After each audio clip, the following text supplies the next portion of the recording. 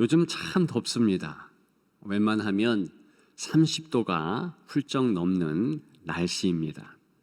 인간이 버틸 수 있는 고온에 관한 최근 연구에 의하면 젊고 건강한 사람이라도 6시간 동안 계속 노출되면 사망에 이르는 한계의 온도가 제법 낮습니다.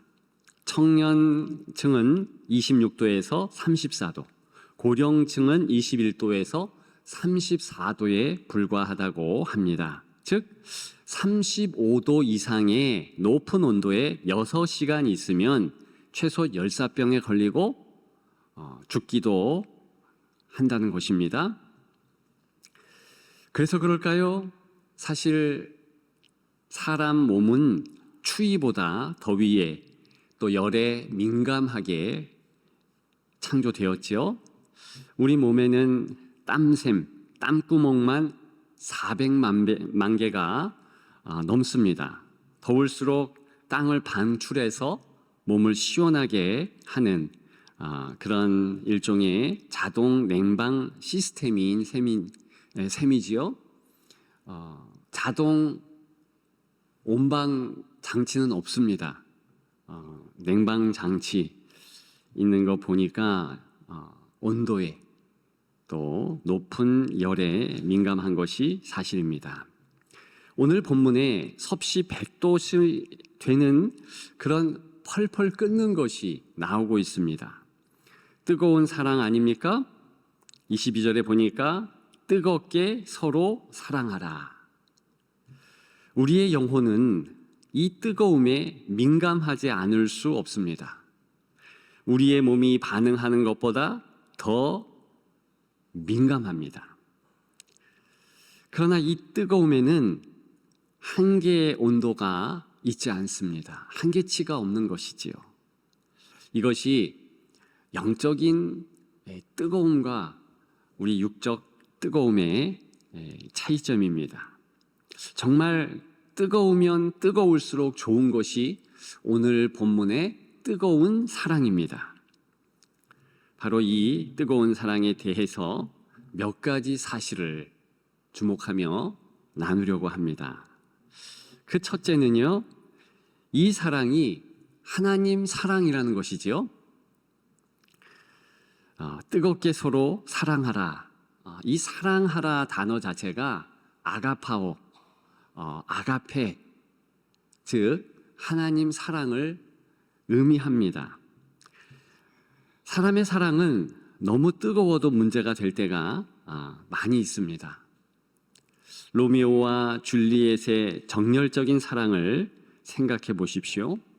폭풍의 언덕, 바람과 함께 사라지다 등의 동서고금 사랑 이야기의 주인공들을 보십시오. 사랑할수록 상처만 남습니다. 사랑했더니 남도 죽일 수 있고 자신도 죽게 되더라. 그런 쓰라린 교훈들이 없지 않습니다. 그러나 하나님의 사랑은 절대로 그런 법이 없다는 것입니다. 구약에 유명한 지혜의 이야기가 있습니다. 여러분들이 잘 아는 이야기, 솔로몬의 재판 이야기입니다. 두 여인이 한 집에 같이 살았습니다. 비슷한 시기에 출산을 했고요. 모두 사내 아이들이었습니다. 그런데 어느 날 밤 그중 한 여인의 갓난 아들이 죽습니다. 문제는 그 여인이 잠든 사이에 아들을 바꿔치기 했다는 것입니다. 산 아이를 자기 아들인 양 취했습니다. 당연히 다른 여인은 그 다음날 깜짝 놀랍니다. 내 아이가 아니다. 서로 싸운 거죠. 결판 나지 않습니다. 왕에게까지 나아오게 되었다는 것입니다. 솔로몬이 어떻게 해결합니까? 다 아시다시피 칼을 가져오라 합니다. 날카로운 칼이죠. 그래서 살아있는 아기를 반으로 잘라서 각자 나누어 줘라. 그랬더니 진짜 엄마가 나타났지요. 당연히 죽는 그런 모습을 볼 수 없습니다. 살아있는 채로 다른 여인에게 주어라. 그렇게 말했을 때에 솔로몬은 진짜 아이의 어머니는 저 사람이다. 지혜로운 판결을 했습니다. 그러나 이 이야기의 초점은 바로 그런 솔로몬의 지혜가 아닙니다. 그리고 하나님께 하늘의 지혜를 구해서 그렇게 받았더라, 그것도 아니에요. 물론 이 두 경우 다 의미는 있습니다. 근데 부수적이지요. 진짜 초점은 하나님의 사랑입니다. 열왕기상 3장 26절을 보면 아이의 진짜 어머니가 왜 그렇게 행동할 수밖에 없는지 잘 말해줍니다. 그 산 아들의 어머니 되는 그 여자는 그 아들을 위하여 마음이 불붙는 것 같아서, 이렇게 말하고 있습니다. 이것이 바로 하나님의 마음이라는 겁니다. 죽어가는 하나님의 자녀에 대한 그 불붙는 사랑. 비록 아이의 어미이지만 하나님이 창조하셨고 그 보잘것없는 한 여인을 통해서도 애절한 하나님의 사랑을 나타내는 것, 이것이 바로 솔로몬 이야기의 진짜 초점이지요. 그래서 호세아 11장 8절에는 이 하나님의 마음이 똑같이 담겨 있고 나타내고 있습니다. 하나님이 이스라엘을 향하여서 나의 긍휼이 온전히 불붙는 듯 하도다, 불붙듯 하도다. 똑같은 그런 단어입니다. 실제 원어의 의미는 불붙었다, 너무 뜨겁다, 그런 뜻입니다. 우리 하나님 아버지께서 특별히 자녀된 저와 여러분들에게 이런 마음을 가지고 계신다면 우리가 괜찮지 않을까요? 정말 그렇습니다. 베드로가 이 책을 썼습니다. 베드로가 살아있을 당시에 혹독한 고난 가운데 있었습니다. 베드로도 힘들고 함께 신앙생활하는 모든 성도들이 다 힘들었습니다.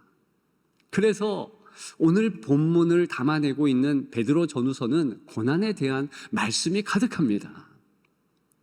근데 그 시대만 그렇습니까? 우리 시대에도 여전히 고난이 가득하다. 이것이 우리가 살아가면서 감내해야 할 삶의 정황입니다. 그런데 안심하십시오. 구약에 나타난 하나님의 마음, 그리고 신약에 나타난 하나님의 마음은 우리를 향하여서 불쌍히 여기신대요. 긍휼의 마음을 갖고 계신대요. 바로 그 마음이 어머니의 마음이라는 겁니다. 어머니의 마음보다 몇십 배, 몇백 배, 몇천 배로 더 강렬하다는 것입니다. 그래서 때로는 그런 하나님의 마음을 질투하는 하나님이시다라는 표현으로 성경은 말해줍니다. 하나님께서 질투하신대요. 이것은 최고의 긍정적 사랑을 의미합니다. 신적 질투는 인간의 질투와 차원이 다르죠. 내가 사랑하는 이의 이러한 삶을 절대로 악한 것에게, 사단에게, 악한 영에게 빼앗기지 않겠다. 그런 결기가 바로 질투하는 하나님의 그 질투입니다. 불쌍히 여기신다. 그 마음이 우리를 향한 진짜 하나님의 마음이라는 것입니다. 그래서 전체 성경의 요약 구절이라고 하는 요한복음 3장 16절, 하나님이 세상을 이처럼 사랑하사 그랬습니다. 여러분 기억하십시오. 오늘 본문의 뜨거운 사랑은 하나님의 사랑을 의미합니다. 그 하나님의 사랑을 알고 그 하나님의 사랑을 체험하면 자연스럽게 너희를 통해서 바로 그 하나님의 사랑이 나타나게 된다. 오늘 그런 본문의 의미인 것입니다. 하나님의 사랑으로 사랑하라. 다른 말로 뜨겁게 사랑하라. 오늘 본문에 우리가 마음에 새겨야 할 내용인 것입니다. 두 번째, 말씀이 사랑을 뜨겁게 합니다.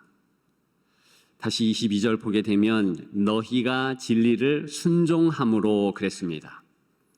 우리말에는 정관사 붙어 있지 않습니다. 그런데 원문에는 그 진리입니다. 이것은 명백한 하나님의 말씀을 의미합니다. 그렇기 때문에 23절에도 하나님 말씀으로 되었느니라 하반절에 있고요. 연결해서 24절에도 모든 육체는 풀과 같고 모든 영광은 풀의 꽃과 같으나 풀은 마르고 꽃은 떨어지되 25절에 오직 주의 말씀은 세세토록 있도다. 1980년대 초에 한 책이 출판됩니다. 되게 인기 없을 것 같은 책이었습니다. 제목부터가 어렵습니다. 내면 세계의 질서와 영적 성장. 안 읽고 싶죠. 그런데 엄청난 센세이션을 일으켰습니다. 해외에는 100만 부 이상이 팔렸고요. 우리나라에만 당시에 20만 부 이상 팔렸습니다. 이 정도면 세기의 베스트셀러라 불릴만 합니다. 왜? 기독교 서적이거든요. 왜 그렇게 대단한 반향을 일으켰는가? 그 전까지는 그저 그리스도인들이 자신의 마음을 이렇게 살피고 또 살피는 그 부분에서 약했습니다.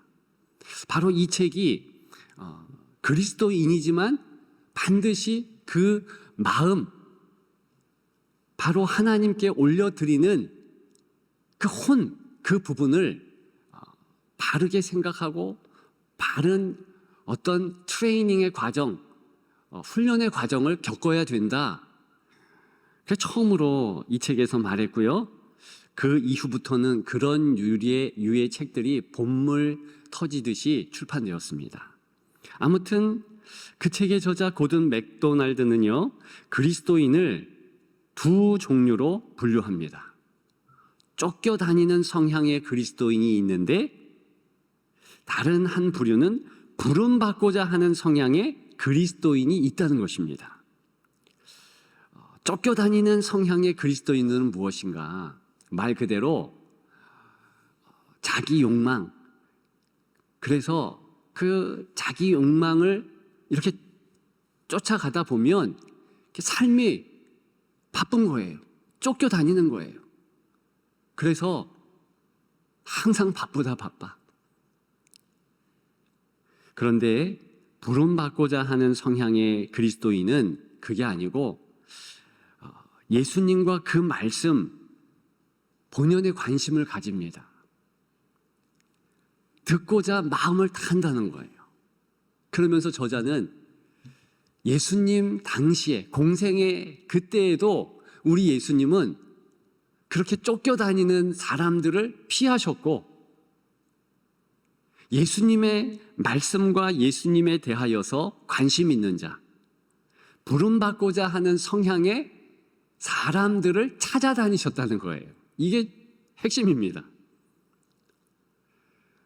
많은 군중들이 있을 때에도 주님은 그래서 들을 귀 있는 자는 들을지어다 라고 말하시면서 꼭 들을 사람, 안 들을 사람을 구분했다는 거예요. 그리고 만남을 가지실 때 내가 기꺼이 주님의 말씀을 듣겠습니다. 그 권위에 복종합니다 라는 자들에게만 찾아가셨다는 거예요. 여러분 어떻습니까? 이 분류가 저는 맞다고 생각하고 오늘날의 그리스도의 이 활동도 마찬가지입니다. 기꺼이 하나님의 말씀을 듣겠습니다. 그런 이들이 사실은 말씀으로 다져지고 말씀으로 성숙 성장하게 되는 것이지 항상 쫓겨. 그래서 말씀도 이렇게 건성으로 듣고 뭔가 성공하고 싶은 마음, 뭔가 이루고 싶은 그러한 마음에 예수님조차도 곁다리로 예수님이 나의 주인이십니다가 아니라 마치 요술램프의 그 지니처럼 그렇게 예수님을 이용할 뿐이라는 것입니다. 저와 여러분들이 마음에 새겨야 할 내용이죠. 정말 하나님의 말씀을 사모하고 사랑하는 자, 그에게 하나님의 말씀은 오늘도 전하는 목회자를 통해서 또 기록된 성경 말씀을 통해서 계속 증거되어지고 있고, 그 말씀을 통해서 이 사랑도 점점 뜨거워지는 그 은혜의 엔진이 된다는 것입니다. 여러분, 좀 전에 구약 히브리 말에 불 붙는 듯하다, 그걸 말씀드렸잖아요. 그 히브리 말의 어원은 정말 불이 붙은 겁니다. 근데 오늘 본문에 뜨겁게 하는 이 헬란 말은 조금 어원이 달라요. 똑같은 불이긴 하지만 이렇게 어원 자체가 이렇게 손이 퍼지는 거, 펼치는 거, 거기에서 따온 뜨겁다라는 단어예요. 여러분 보십시오. 불이 붙었어요. 그런데 이 불이요, 계속 탑니다. 그리고 번져갑니다. 마치 손을 펼치듯이. 그것을 오늘 본문은 담아내고 있는 그런 단어라는 것이죠. 그래서 비단 이 마음만 뭐 뜨끈뜨끈 후끈후끈 그게 아니고, 그게 지속성을 지속성. 한 번 불이 붙었는데 5분 있다가 10분 있다가 며칠 있다 꺼지는 게 아니고 확 타오르고 계속 간다는 의미입니다. 그리고 그 강렬함이 점점점 더 커진다는 거예요. 신앙의 연수가 깊어가면서 냉랭해지는 것이 아니라 더 강렬해지고 더 깊어지고 더 큰 하나님의 사랑이 내 마음을 잠식하고 내가 그렇게 행동할 수 있다는 것입니다. 어떤 것이 있으면요, 하나님의 말씀이 계속 나의 온 몸과 마음을 다스리면 그렇게 된다는 것입니다. 그래서 오직 주의 말씀은 세세토록 있도다. 너에게 하나님의 말씀은 시작부터 끝까지 함께 했고, 그 하나님의 말씀은 너의 모든 것이다. 그렇게 말하는 것입니다. 마지막 세 번째, 성령께서 사랑을 뜨겁게 합니다. 본문 22절 우리가 여러 번 읽었지요. 그런데 흠정역에는요, 성령을 통하여라는 구절이 있습니다. 우리 본문 오늘 한국어 성경에는 성령을 통하여라는 단어가 없지요. 그런데 영어 킹 제임스 버전, 그걸 흠정역이라고 합니다만, 거기에는 through the spirit을 대문자로 해서 정확하게 성령을 통하여라는 어구가 붙어 있다는 거예요.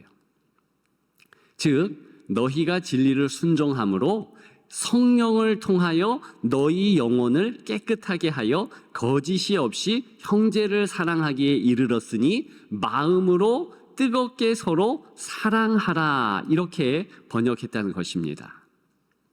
맥클라렌 같은 학자는요, 일부 원문의 원어의 말씀에 담겨 있는 이 성령을 통하여, 이것을 이렇게 흠정역 혹은 어떤 번역본에만 있는 것이 아니라 전체 성경에 다시 넣어야 된다라고 주장합니다. 저는 그 말에 너무나 동의해요. 왜 그러냐 하면, 그렇게 성령을 통하여 처음에는 다 담겨 있었지만 이거 너무나 당연한 거거든요. 문맥적으로나 또 시대적으로나 당연한 내용이기 때문에 어떤 성경 번역본에는 이 부분을 빠뜨리게 된 거예요. 왜 그러냐면 다 필사했으니까. 왜 없어도 될 그 정도였으니까.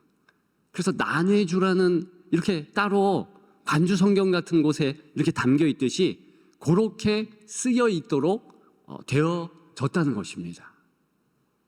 그런데 현대 우리 문화에는 이게 다시 복원돼야 돼. 왜 그러냐 하면 깊이 말씀을 계속 묵상하고 여러 번 읽고 그렇지 않잖아요.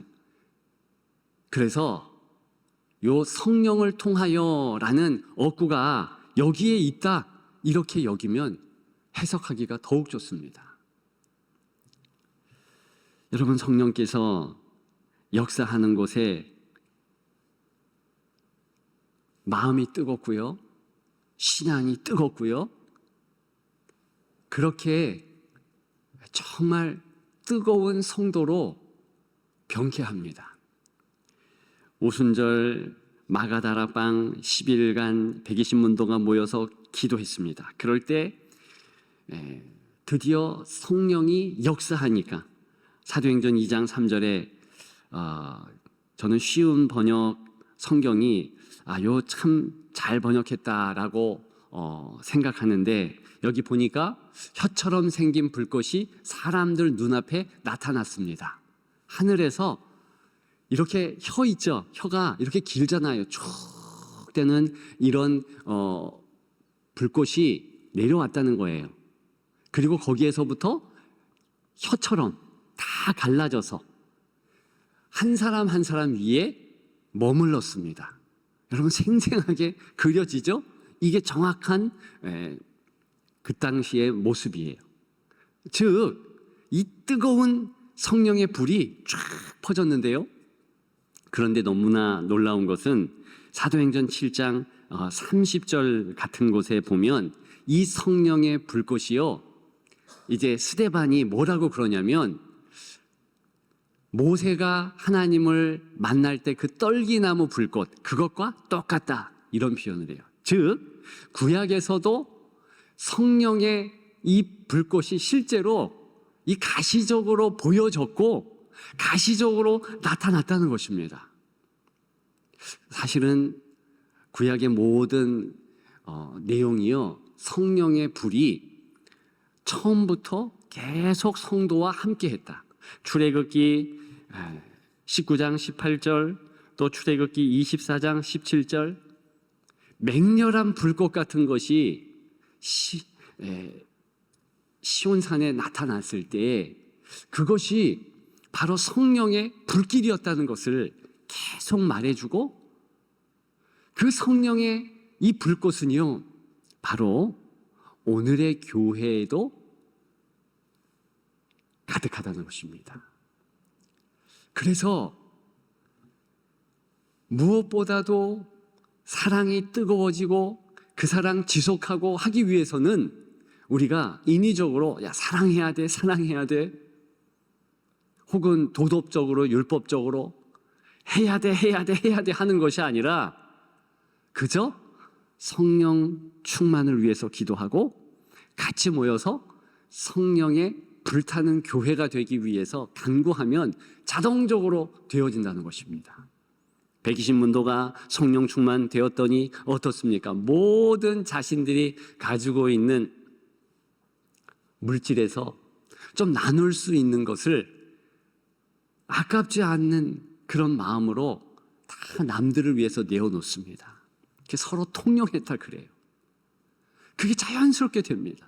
물론 아나니아와 삽비라 같은 이들도 없지 않았지만 대부분이 성령이 충만하니까 그냥 나눠주고 싶고 함께 해주고 싶고 기도해주고 싶고 같이 있고 싶고 그랬다는 것입니다. 이것이 성령 충만의 모습입니다. 이제 날씨는 서서히 선선해질 것입니다. 제가 장담할 수 있습니다. 벌써 새벽부터 바뀌고 있어요. 가을이 오고요, 그리고 겨울이 올 것입니다. 뜨거운 열기 걱정은 사라질 것입니다. 그러나 비록 우리 환경이 그럴지라도 영적으로는 시간이 지나갈수록 더 여름 같았으면 좋겠습니다. 더 뜨거운 거예요. 더 뜨거운 거. 여러분 서로 사랑하십시오. 더욱 뜨겁게. 그런 불꽃 같은 모습의 여러분들 되시기를 주님의 이름으로 축복합니다.